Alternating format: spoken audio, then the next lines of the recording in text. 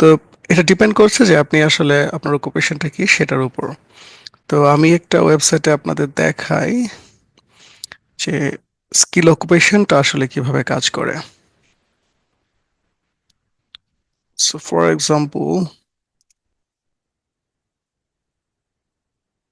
আপনি যদি সার্চ দেন skill occupation list নামে, এখানে এই যে ইমিগ্রেশন অ্যান্ড সিটিজেনশিপ ওয়েবসাইটে স্কিল অকুপেশন লিস্ট চলে আসছে। আপনি জাস্ট এখানে ক্লিক করলেই দেখতে পারবেন এখানে ভিসার সাব ক্লাসগুলো, যে ভিসাগুলোতে আপনার স্কিল অ্যাসেসমেন্টটা লাগবে সেখানে দেওয়া আছে এগুলো।